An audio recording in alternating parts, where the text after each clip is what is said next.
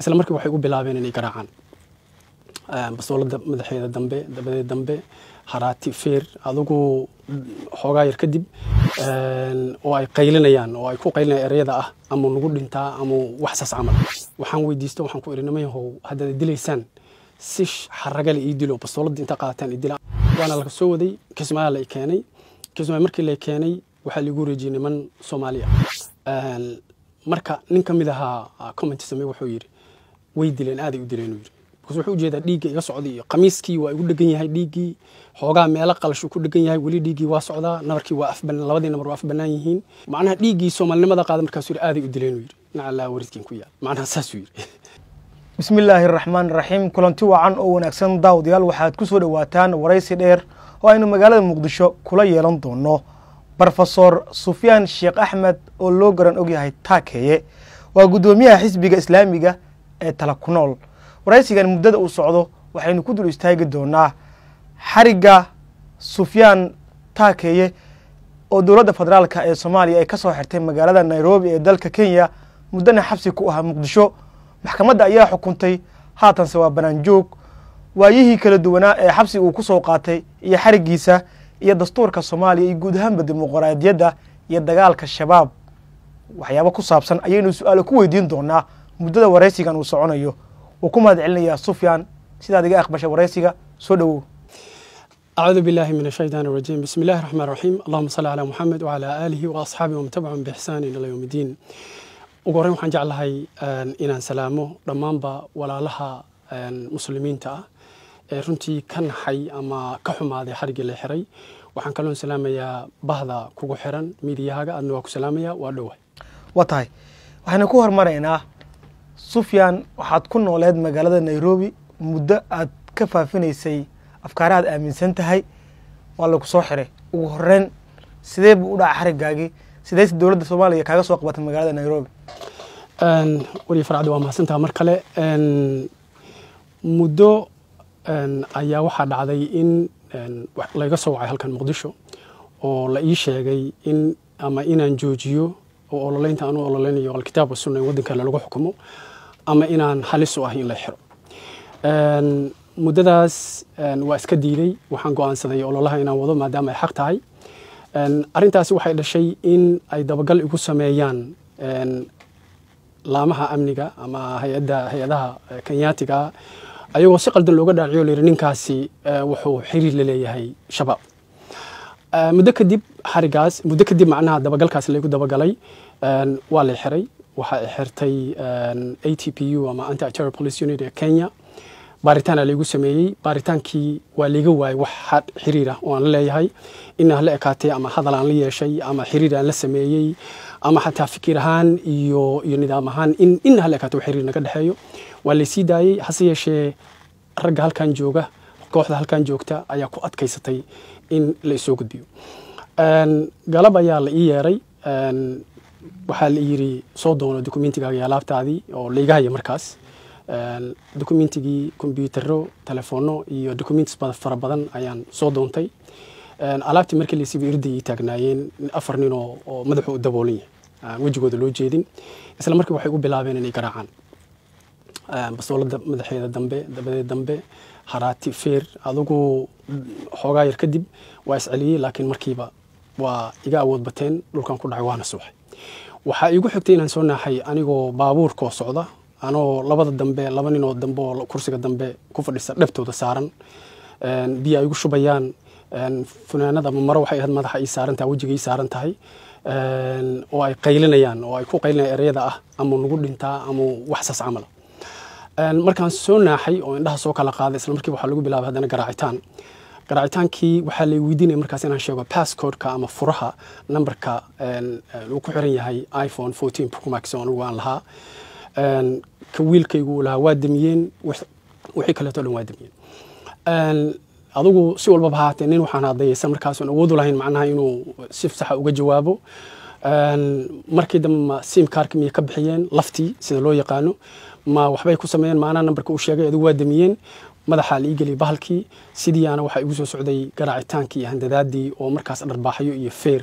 iyo caloosha inay ugu dhiftaan iyo noocyadaas waxaa lay keenay galabtaas waxay ahayd galab khamiisa oo taariikhdu ay tahay 7 September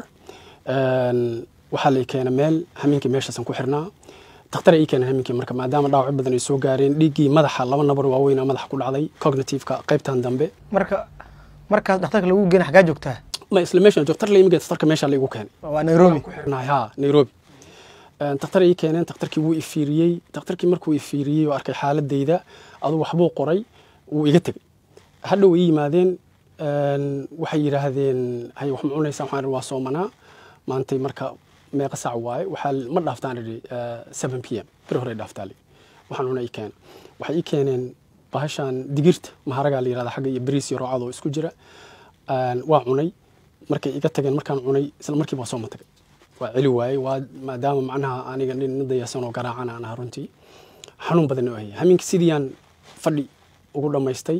aduu waqti ay gaarayso abaaraha salaada subax adinka hore 4 saac ay yimaadeen 4 saac waa la istaajiyay katiinad darbiga ula dhaganada la iga furay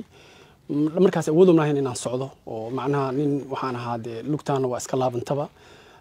dhaawacii madaxa ishaan oo awood yaraysay anigoo dhinacan dhan xanuunayo feeraha waxa dhan nin xanuun hamiinkaas la soo jeedaan aha waxa dhacday marka inay intay garbaha soo qabteen oo soo macnaha ana wajigu way xiran yahay garbaha ay qabteen banaanka la keenay baawar la soo saaray waxaan dareemay markaas marada ay xiran waa marcad wajiga u xiran waxaan dareemay mugdiga iyo waqtiga ay tahay waxaan qiyaastay Nairobi waxa ka jirta markii lagu qabto arrimahaas oo kaleeto ama dawladdu saas oo kale ay ku xaddo dadka waxa loo tuuraa libaaxyada beera la geeyaa libaax uu joogo libaaxaas loo tuuraa noloshii ku cunaan markii aan soo baxay arrintaas aan garawsaday inay igu dhici karto ama aan qiyaastaba inay igu dhacayso waxaan weydiistay waxaan ku irinamay hadda dilaysaan si xaraga la ii dilo bastoolada inta qaataan idila anoo dhintay libaaxyada isii ay ha ii tuurinaan anoo nool waxa la yiri ma ku dileen wanaagan ka yo ma aanan aaminin waa iska ashahaatay madaxa ay xiran waxaan soo soconno tartiib baawar ku socdo hadba uu istaago finally meel istaagna meeshii markaan istaagnaa waxaan maqlay marwaxada diyaaradaha yararka oo qaadka soo qaada sasna xogaa waa farxay waxaan isiri macnaha waxaan garawsaday macnaha inaanan beertii libaaxa la geeyay meel garoon aan joogo cabaar kadib waa gacmaha la soo qabtay markaas waa maadaama xogaa niyadii ii dhisantay waxaan isku dayay bal inaan socdo lugahay ku socdo anoo dhutinayaan soo baxay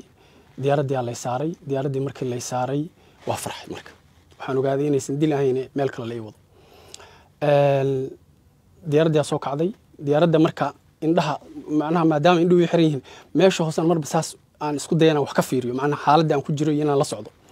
marka waxyaabaha aan sheegi karo waxa waa diyaaraddu qaaday wada markaas waa diyaaradii qaadkan la soo saaray waana la soo qariyay waxa ila socda markaan waana la soo qariyay nin kaleeto oo hadda isku mar programkan la soo daalo Zakaria oo asna laga soo qabtay Mombasa kiis ka duwan loo soo qabtay waa fiiriyay waxaan arkay shaatigiisa fanaanad wuxuu watay brown ah oo intaasan arkay intaasan u jeeday waana laga soo waday Kismaayo la keenay Kismaayo markii la keenay waxa lagu wareejiyay niman Soomaaliya Soomaalina waxaan ku fahmay luqadooda dialectigooda waxaan kaloo fahmay isla markiiba inaan Kismaayo aan joogo macnaha luqadda ay ku hadlaayaan iyo say u hadlaayaan macnaha waxaan ay qiyaasnayd in la geeynayo wadanka Soomaaliya isla markiiba waxa loo dhiibay box oo weyn oo ay ku jiraan alaabteedii iyo waxyigii oo la yiri staffkiisi waa kana macnaha dhagaanka maqlaa indhuhu ma ii furna alaabtii loo dhiibay nimankani waa ay wadeen anoo sidii indhaha xiran macnaha maradii cadeed waxa la iga sii dulxir cimaamaday igu sii dooban indhaha marka nin kamid ahaa comment samee wuxuu yiri way dileen aad ay u dileen yiri wuxuu u jeedaa dhiigga iga socday iyo qamiiskii waa igu dhagan yahay dhiiggii xoogaa meelo qalshu ku dhagan yahay wali dhiiggii waa socdaa nabarkii waa afban labadii nabar waa afbanaan yihiin waa loo jeedaa nin macnaha aad loo dilay inaan ahaa marka macnaha dhiiggii Soomaalinimada qaada markaas yiri aad ay u dileen yiri nacala wariskin ku yaal macnaha saas yiri xoogaa waa qiirooday maadaama wixii ugu horreeyay in xay ahayd macnaha aan hela markaas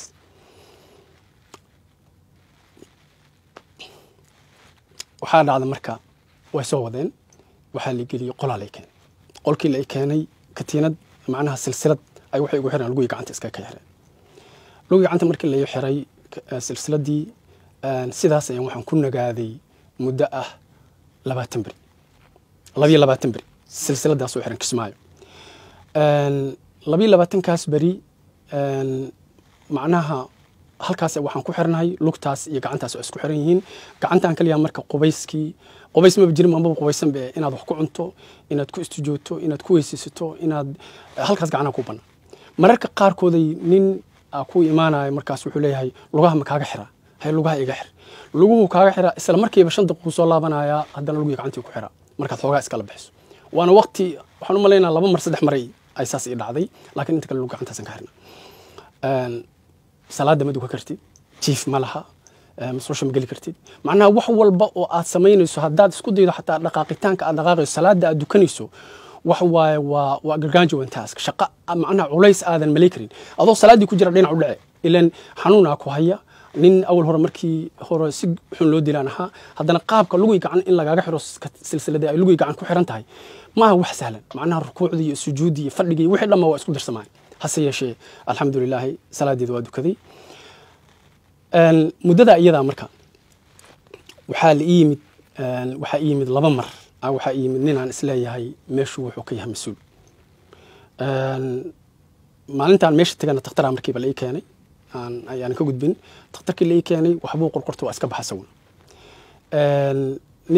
ninkaas yimid wuxuu fiirinayay markasta xaaladeeda caafimaad su-aasha kaliya weydiina waxa waaye see dareemaysaa caafimaadkaa ka war aniguna jawaabta markasta aan siinayo waxay ahayd alxamdulilah maadaama dee wax kaloo idhahda aysan jirinba inaan haddaan u sheego dhibkayga oo la husaana ay ku dhacday iyo dacid waxay qabanaysaa ma jiro waxaa kaloo iga dhaadhacday gadaalna aan ka ogaaday inay sax ahayd in meesha laygu qariyey oo macnaha loogu talagalay haddii nabaradan inta sii xumaadaan maadaama nin dee oday aan ahay hadday nabaradan inta sii xumaadaan aan ku dhinto meeshaas in lay qariyo oon cidna ogaan haddaan ka badbaadana markaas dadka in lay dhex keeno 22 kaas barmilada saas ahaa waayo saad aragtaba ama baraha bulshada ku aragteenba anigu waxaa la keenay Kismaayo 8 waxaa la keenay 8 oo ahayd maalin jimca khamiistii galabtii la soo xiray 7 ahayd hamiinkii waxaan ku bariyay meesha qolkaan ku sheegay subaxii la soo qaaday jimca ahayd 8 waxaa la keenay Kismaayo oo bisha September halkaana macnaha markaan soo baxana baraha bulshada waxaan ku arkay in xiritaankayga iyo xarigayga markay nimankan igula dagaalamaya inaan u ololeynayo alkitaab sunna wixii diidana waa gaala aan iri markay sheegeen in la soo qabto waxay 28 so 22 kaas bari qorshe wuxuu ahaa haddii aan dhinto in la qariyo waxa la dhaho plausible deniability in la diido la yiraahdo ma aan arkin waayo familkayga xagga xaasaskayga reerahayga asxaabtayda qaraabadayda oo Nairobi joogta waa lagu inkaray ma aan arkin ninkaas anaga waa naga tagay kooxda inta joogto familkayga iyo qaraabada iyo ehelkana ayagana waxa ninkaas ma aan arkin so waxaan ahaa nin meel u jiraan la aqoon 22 kaas bari alxamdulillaah waa caafimaaday maalintii 22aad nala soo wadayay ayaa la yiri qubayso marka maadaama la soo wada Muqdisho nin 22 bari aan qubaysan aan cadayan cidii ku baxeen timihii ku baxeen aan qubaysan jirkaaga waxa fuulaysa la kabyo wasaq jirka binaadamku uu soo dhadhaca moogtaa markii aad inaad iska dhaqdo galabtii 3 mar aan qubaystay waa la soo qaaday waxa la keenay diyaaradan la kaga soo qaaday Kismaayo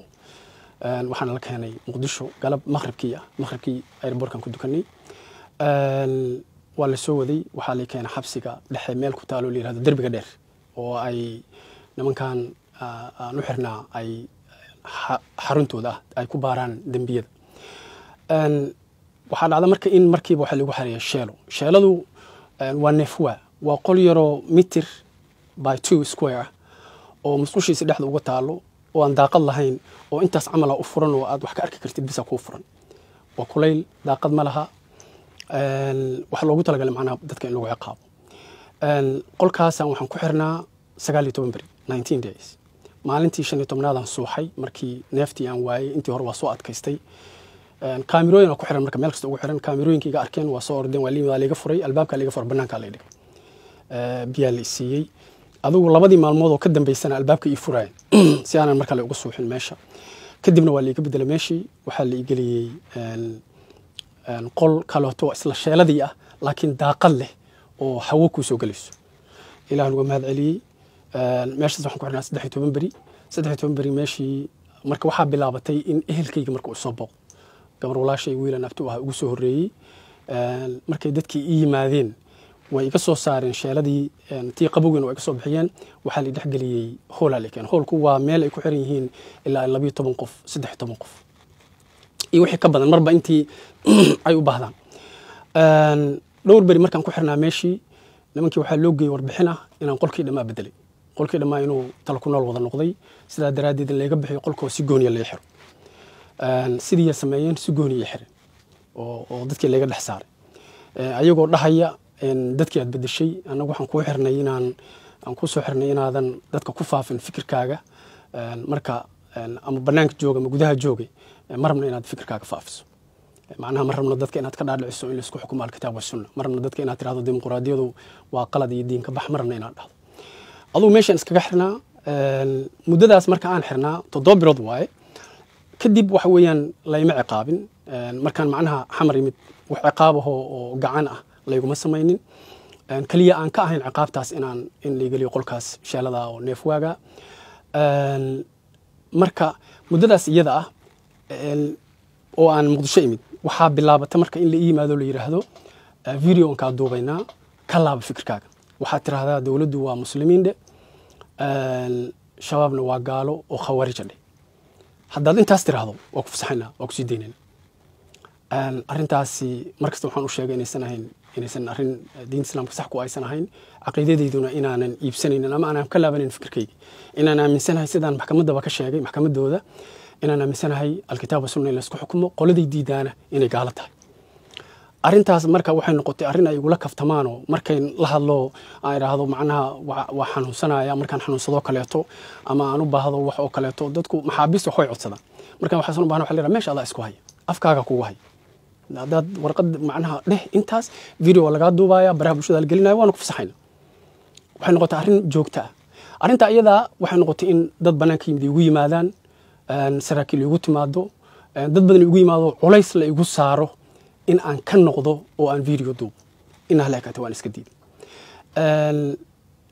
waxaa jira qodobo ama meelaha qaarkood oo runtii very sensitive macnaha aad dad taabanayo oo aan rabin inaan ka hadlo waqtigan xaadirka aan diyaar u ahayn oo kamid ah qisooyinka dhacay meesha ka dhacay marka ugu dambeyntii waxaa la iga codsaday oo la yiri 2 sano aamus ay haddaadan ka laabanaynin 2 sano naga aamus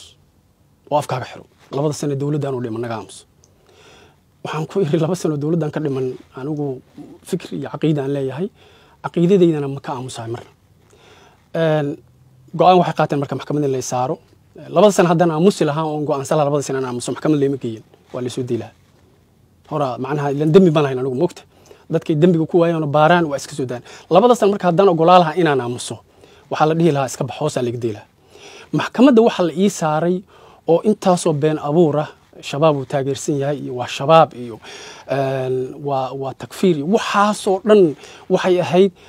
marmarsiyo loogu talagalay in la yiraahdo 2 sano indho ku haysta oo la ii fasiro oo la yiraahdo 2 sano indho ku hayskaahay waa ma hadli kartid maalintii ugu dambeysay markii la igu yimid oo la yiri 2 sano maxkamaddu tira indho ku haysta 2 sano indho ku hayskaana micnaheedu wax waaye ma hadli kartid waxaan ugu jawaabay haddii aanan hadli karinin maxkamadda ku laabta igu damiina maysaan rag baa ii yimid oo raba inay damiintaan ilaan meesha nidaamkaas ka jira qofku markuu soo baxay waa in la damiinto waxaan marka haddii ay qorshuhu yahay inaan hadlin anigu waa hadlaa ma aamusayo xaqa inaan ka aamuso haminka xal oo tago waay ama aan ku noolaado ama aan ku dhinto marka haddii aad rabtaan inaan hadlin ku laabta maxkamadda waxa tira ninkaani waa hadlaa idinkuna hadhow may dhahaysaan odagiya dambi naga gala iyo waana sirtay been aan noo sheegtay may dhahaysaan way ku laabteen waa ii soo laabteen sidaa lay ku damiintay sidaasaan banaan ku yimid waxaa jirta marka hanti badan oo iga luntay sida documenti oo kaleeto lacag kaashoon watay telefoonadii computerkii waa u sheegay waxaan waxayga siiyay waxa la yiraahdaa nagu ma aan arkin waxaagi ma aan arkin kismaayi iswaceen wixii waa iswaceen waana wax saxiixan oo maalinta marka aan kuwaas Kenyaati way soo deynayeen documentiga ayagu xaq waxay sameeyaan wixii laga qaado waa documenti gareynayaan marka lagu soo deynayaan waa ka saxiixan inaad qaadatay marka kuwan groupkan waa heshiis lahaa irida lagu sugaay irida marka lagu sugaay groupkan wixii waa soo siiyeen waa wata iridaan mid kuwana marka garaacitaan ugu bilaabo alaabtiina qaatay soo wax cad waay inay ku dhamaatay waxaan kaloo aan ogahay in Ismaaciil keenay marka waxaad aaminsantahay in kuwan Soomaalida ay ka qaateen macnaha waxaan aaminsanahay kalimaha waxa la keenay Kenya in la keenay waa huba inay Kenya timaado waa huba waana lama hayo ilaa maanta waa tahay xabsiga muqdisho imise maadan ku jirtay waxaan ku jiray waxaan ku jiray taqriiban 7 bilood waa tahay muddadaas aad xabsiga muqdisho ku jirtay maxaa qisooyin oo aad kala kulanto aad noogu sheekay kartaa marka laga yimaado xarigaagan muddo dheer aad ka soo sheekaysay well qisooyinka cajiibka aan jeclahay shacabka Soomaaliyeed in la wadaag waxa kamid ah meeshaas waxaan ku soo arkay rag badan iyo dumar badan waxaan ka wadaa marka rag badan iyo dumar badan leeyahay nimanka meesha ka shaqeynaya gruubka aan u xirnaa oo runtii raba wadankooda in lagu maamulo alkitaab sunna laakiin la haysto waa la haystaa gumaysi ku jira markaan doodno oo ilan waxay ahaayeen dad way iimaanayaan banaanka la isoo saara ninka oo baaraha iyo gruubka la iimaana waa doodayna markaan ku qanciyo inay qaldan yihiin markaan ku qanciyo dimuqraadiyadu inay qaldan tahay gacmaha inta tuuraan waxay yiraahdeen maxaan sameeynaa wadankeena waxa waaye dhibaato haysata waxaan ka goosanayaa macaawinada waxaan ka goosanayaa waxaan la siinayo tusaaleyn in qaadanayo waxay ku leeyihiin hadda ka hor United Nations kan xoogaa isku xanaaqnay bilay waxay noo goosteen mushaaraadkii hay'adaha wasaaradda hebla dadkii waa isku yaacay marka waxa leeyahay ana liidkan waxa Sufyaan nin mutacallimaatan in qoyaan tahay waa ognahay inay saxda alkitaab sunna ila isku xukumo waa ognahay waxaan ku jirno inay qalad yihiin laakiin awood ma lehna iska dhacno marka macnaha way itaabata runtii macnaha waxaan u arkay ragga iyo dumarka iyaga ahi inay u baahi qabaan in wadankooda lagu maamulo alkitaab sunna laakiin la haystiyaal yihiin in lagu misto in general wadankooda dhan ana saasa